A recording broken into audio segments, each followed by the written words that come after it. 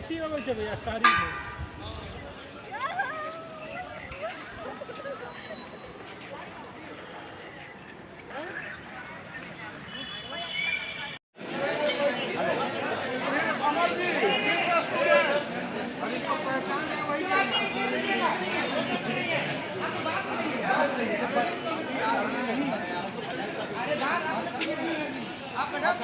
नहीं आप इधर आइए, इसको हटाइए थोड़ा साइड में आप।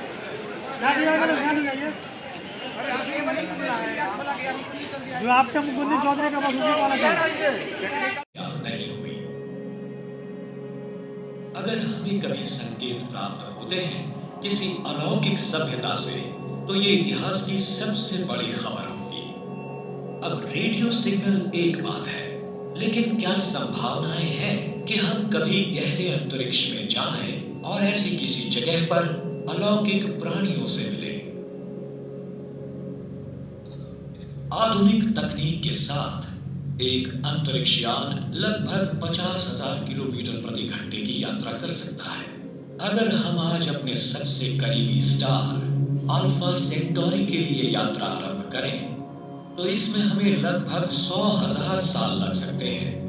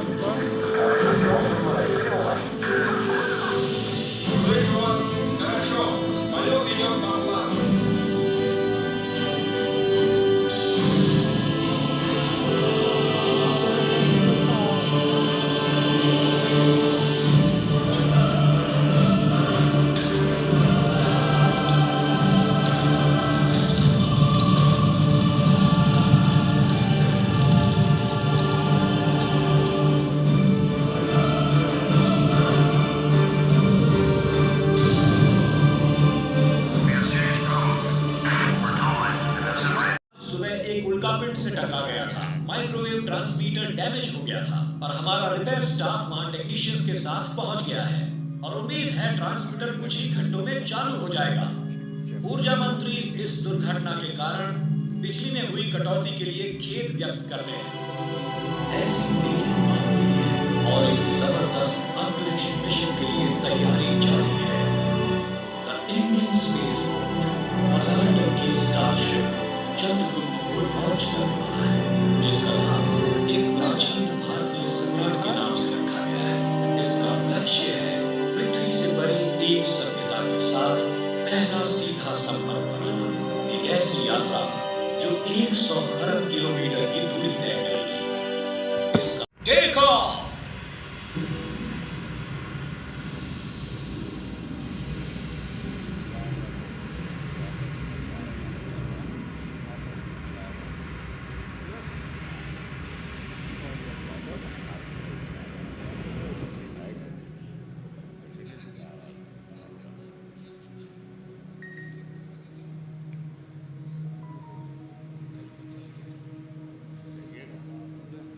उम्मीद है कि आप सब आराम से हैं। वो एक शानदार लॉन्चिंग थी और अब हम कुछ मन भावन नजारे देखने वाले हैं।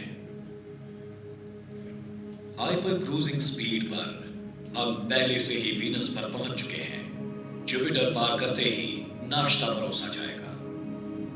हम आपको एक रेगिस्तानी ग्रह का अच्छा दृश्य दिखाने जा रहे हैं।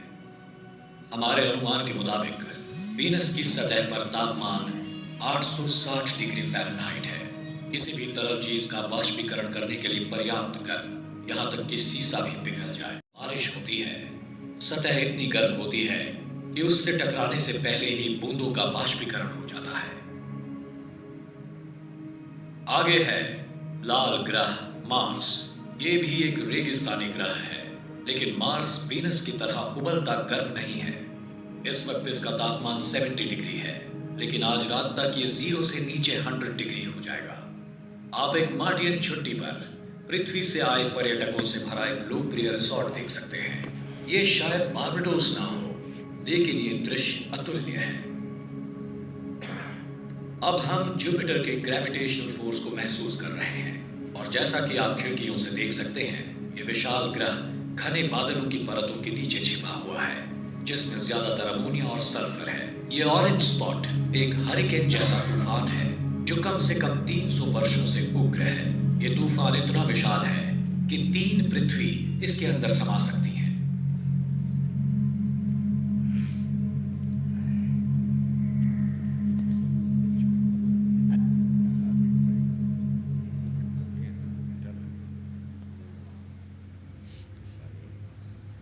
जैसे ही हम शनि यानी कि सैटर्न और इसके प्रसिद्ध छल्लों के पास तब तक विस्तार करेगा जब तक वो पृथ्वी पर सभी जीवन को नष्ट करते हुए उसकी कक्षा और उससे भी आगे नहीं बढ़ जाता।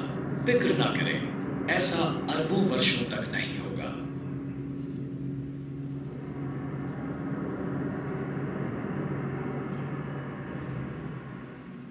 किसी तारे की ओरायन बेल्ट गैस और धूल का एक चमकदार बादल दिखाई पड़ता है जिसे ओरायन नेबुला भी कहते हैं।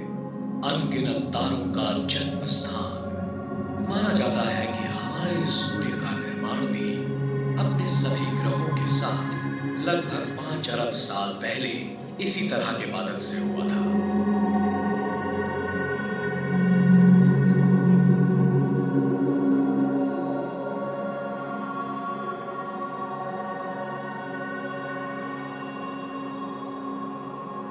जैसे ही हम ओरायन से ब्रह्मांड की उत्पत्ति की हमारी समझ में है, सौर प्रणाली का निर्माण और पृथ्वी पर जीवन का विकास।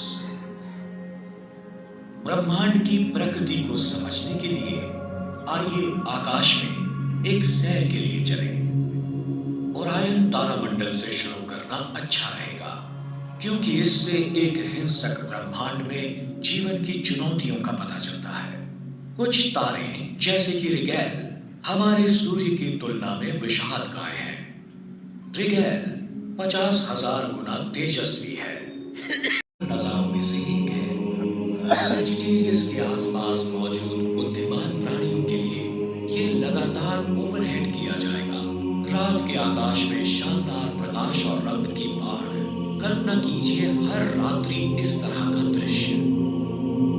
जब पृथ्वी पर हम सैजिटेरियस कॉन्स्टलेशन का सामना करते हैं तब हम वास्तव में अपनी ही आकाशगंगा के केंद्र बिंदु को देख रहे होते हैं, द मिल्की वे।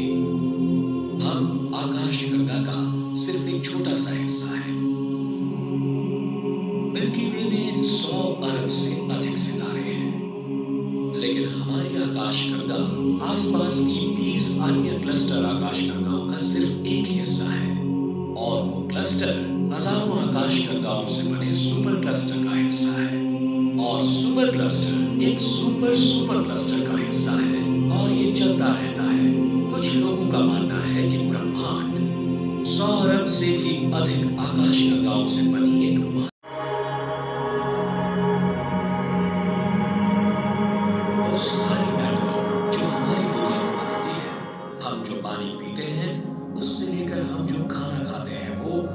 कपड़े हम पहनते हैं, जिन घरों में हम रहते हैं, वो सब कुछ जिसमें हमारी सामग्री भी शामिल है। हमारे शरीर एक बार बड़े सितारों के पतले अंदरूनी हिस्सों में मौजूद थे और फिर उन्हें फेंक दिया गया इंटरस्टेलर स्पेस की ठंडी शून्यता में। जैसा कि कवियों ने लिखा है, हम सभी स्टारडस्ट से बने हैं। आपके दाहिने हाथ में हो सकता है एक टूटे हुए तारे का तत्व और दूसरे तारे का तत्व बाएं हाथ में। खगोल शास्त्री कार्ल सेगन ने कहा था, ये ब्रह्मांड हमारे भीतर है।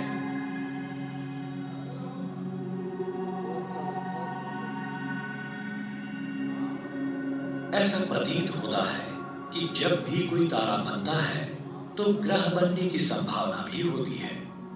अगर ये सच है तो हमारी मिल्की वे आकाशगंगा में ही सैकड़ों अरब ग्रह हो सकते हैं और पूरे ब्रह्मांड